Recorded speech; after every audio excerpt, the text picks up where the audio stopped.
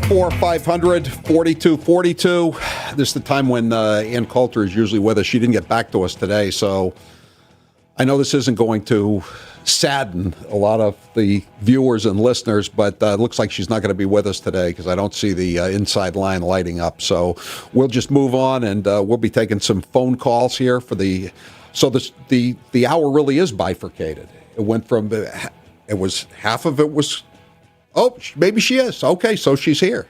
So it'll be so this half hour will be bifurcated because there'll be Ann Coulter in the first segment, and then it will be calls, if you want, in the second segment. 844-500-4242, and we'll be joined. We got Ann Coulter with us, the best-selling New York Times author, and I'll just get your reaction to the firing of the Secretary of Homeland Security. I'm going to guess that you're not displeased with the news. No, I'm not, though I am anticipating, and perhaps I hope I'm wrong, that he will not be putting anyone any better in the position. I guess we'll have to wait and see. But, you know, if he keeps hiring idiots who don't support his agenda, nothing's going to get done. And we're going to keep hearing these idiot panels on CNN and MSNBC acting like Kirstjen Nielsen was some kind of hardliner and she's breaking the law and he was ordering her to break the law. I love how liberals are suddenly so interested in not breaking the law.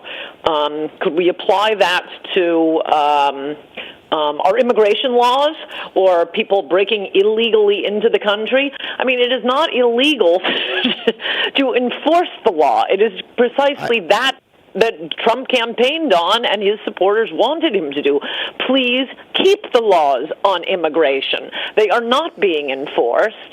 But the only guy who can do it is Chris Kobach, Mr. Harvard, Yale, Oxford, elegant person. The idea that he would have any trouble getting through the Senate is complete nonsense. He's not a wild-eyed yahoo.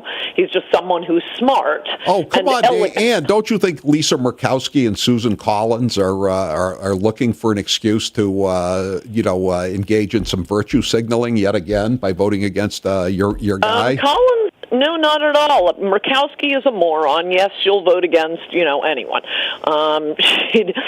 She surely did not vote for Trump, for example. So, so what? She's like another John McCain here. Trying to persuade stupid people is not my forte. Susan Collins, on the other hand, I always thought she would, and she did. She voted for Brett Kavanaugh. Just because Chris Kobach is a patriot and loves his country does not make him extreme or a hater. No, he's an incredibly elegant person. He's well-spoken. He's soft-spoken. Again, he went to Harvard and Yale and Oxford, not as some cheesy Rhodes Scholar, but as a Marshall Scholar. That is just the kind of person. Look, we have to get, you asked me, can he be confirmed? That's what I'm talking about here, Howie. It has to get through the United States Senate. The United States Senate is made up of mostly millionaires, people who either went to good schools or acts like they did. Someone like Susan Collins, and I don't say this disparagingly, I'm just describing the strategy here. Someone like Susan Collins, Jeff Flake, they are not going to treat a Chris Kobach the same way they would treat, a Holman, Holman, whatever his name is, the one who's the head of ICE, even a Tom Tancredo or a Steve King. And by the way, I like these people. They're good on the issues. Kobach isn't that. He is not a wild-eyed yahoo. He is elegant in the same way Brett Kavanaugh is an elegant person whom both Jeff Flake and Susan Collins would be happy to invite to a dinner party with them. That's an important issue in order to save our country. Is he elegant or is he eloquent? Ann, or is he both? Well, he's both. He's very well spoken. He early on endorsed Romney for the self-deportation. He was the one who designed the self-deportation, which you may recall was the toughest any presidential candidate was on immigration. Your candidate, Newt Gingrich, was weeping about children Why do you keep saying from the arms of their grandmothers. What do you keep saying that? I was never for Newt Gingrich. I like this. This is a rumor we can start, though, Ann. I'll go in on this. Well, who were you for then? You wouldn't tell me. I can tell you who was the best on immigration. I was probably more for Mitt than anybody else, just because I knew him and he'd promised that if Kerry was elected, he was going to appoint me to the U.S. Senate. So that would have given me a real leg up, in the lobbying game. Steve, can you come in here again, because I don't have a daily radio show for 3 hours. I think we know more than probably who Howie Carr was for there. In any event, that was a good sign in 2000, whatever year it was, 2012, because Romney was the toughest on immigration. And again, it was Kobach who designed the self-deportation idea, which, I don't think he used that word, but yeah, you don't have to round them up. They go home the same way they came in. We didn't round them up to get them here. We don't have to round them up to get them home. It was a good idea. He's the one who designed, he worked, I guess, in the Bush administration. He designed the E-Verify program, approximately the only successful federal government program in world history. And again, look at him. Look at his interviews. He's not like me. He's not like you. He's not like Tancredo. He's a very elegant person, and I thought it at the time. I may have been too nervous and had my fingers crossed too much to tell you, but I always thought that Susan Collins is going to vote for Kavanaugh because he's a respectable, presentable Republican. And you can sneer and laugh at that, but you have to get these guys through confirmations. And it's just driving me crazy that somehow, this has always bothered me. Even the media certainly, and even some conservatives seem to think of conservatism as something bad and evil. And if you want to protect our country and protect the working class and the middle class, ooh, you're a bad. No, you aren't. Chris Kobach is a wonderful, compassionate human being. He happens to be very smart, very elegant, and he loves his country. I'm going to make a prediction, Ann, that he's not going to get the job. That's my prediction. Well, that's my prediction based on 2.5 years of Trump not keeping any promises and thinking he can scam his voters by just blaming everybody else. Well, we're back to this point again, though, Ann. He's a party of one. If he wants to get any of this done, well, he isn't if he hires Kobach. That's the whole point.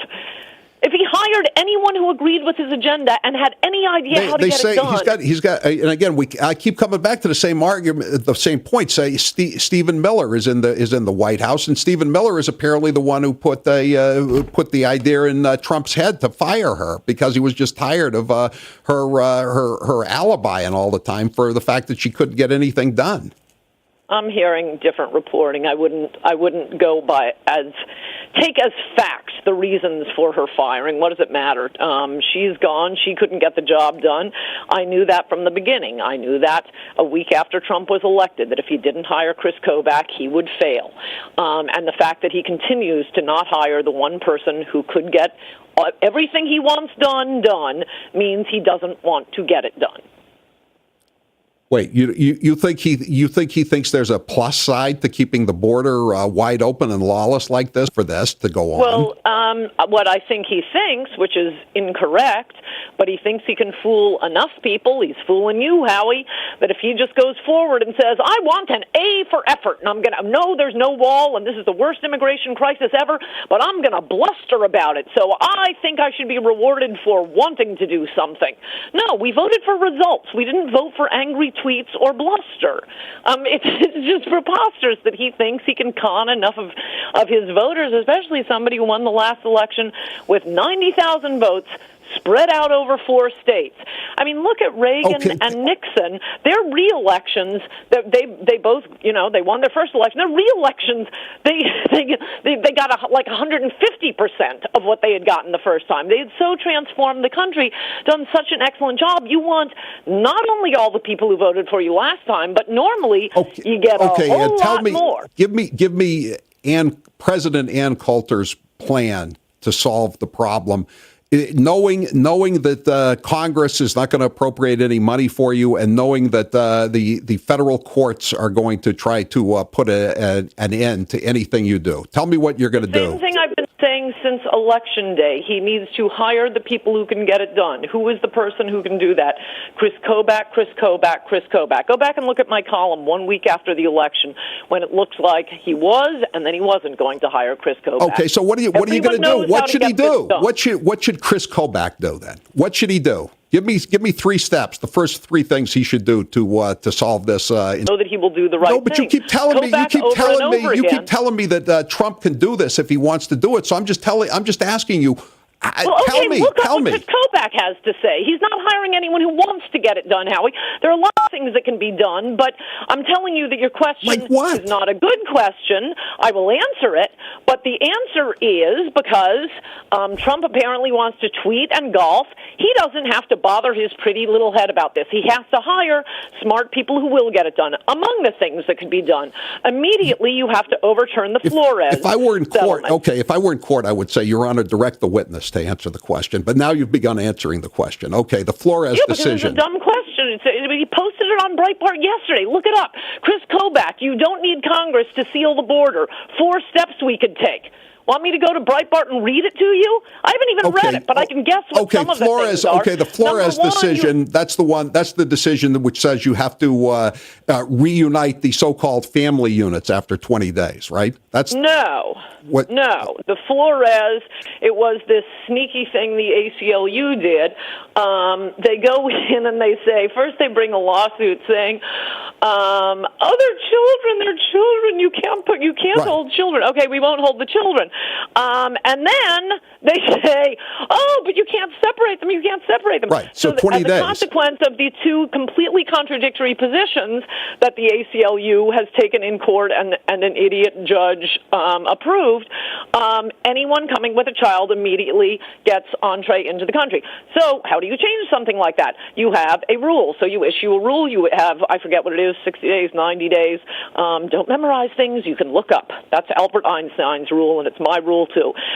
So whatever day for notice and comment, the rule gets changed. He could have done that day one of his presidency if only Chris Kobach had been there.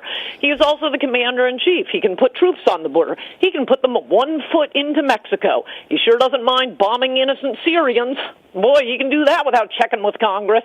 But the country on our border that is actively harming American citizens, killing American citizens. I know. No, you can't go 1 foot into Mexico and have the troops there? Okay, there are 2 ideas right there. I haven't even read Kobach's 4 ways you can do this, Mr. President, without Congress. Look it up.